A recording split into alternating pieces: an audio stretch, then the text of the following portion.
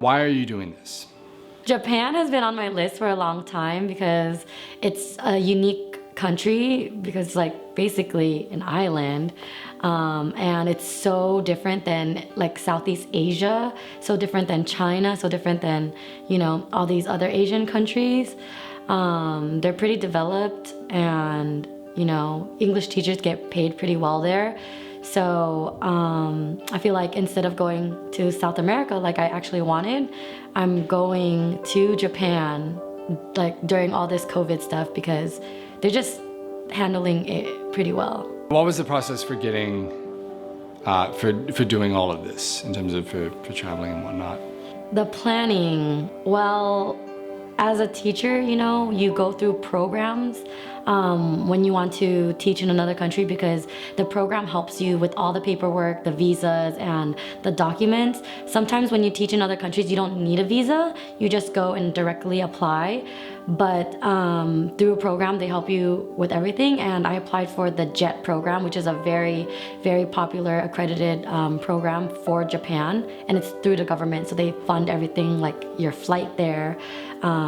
They help you pay for most of your rent. And so it's very affordable and you get a good salary. Well, actually, COVID-19 changed the course of where I wanted to go. I actually told everyone I was going to Colombia. And the reason for that is because I just came back from Spain and I wanted to be more fluent in Spanish. And so I was like, yeah, I'm moving to Colombia, guys. See you guys. I'm being Medellin.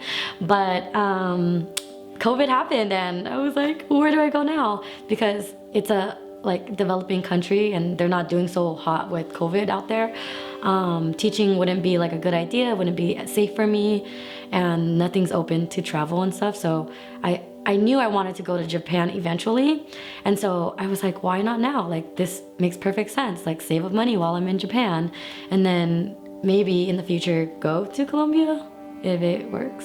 I know myself and I'm just a huge like jet setter. Like, I need to be constantly learning something new, learning about different cultures. Like I feed off other cultures, off other people's energies. So I feel like there's way more different cultures for me to, you know, learn about.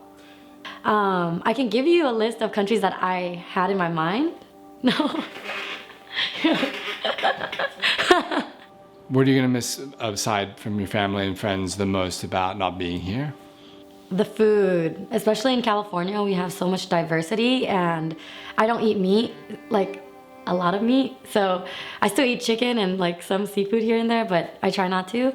And over there, like plant-based is not a thing. So, I mean, they have tofu and they have vegetarians, but like plant-based alternatives, and like I was starting to think, like, did they even have oat milk there? What aside from your family and friends are you sacrificing to do this? I think mainly just friends and family, my boyfriend, but he's coming over there in a bit, so. Do you have any advice for anyone who is vaccinated or unvaccinated but still wants to travel? With the pandemic, I know like some places, their residents are getting hit with COVID harder than, you know, anyone else, and like the locals are the ones that have to deal with it. They're the ones that don't have the resources for it, and all the travelers that are going there need to respect like the locals, what they think. Like if they're saying like wait for COVID to get better, or like wait for the cases, like then we should respect their, you know, what they want, because they have to live through it. We're just traveling there for a few days or weeks.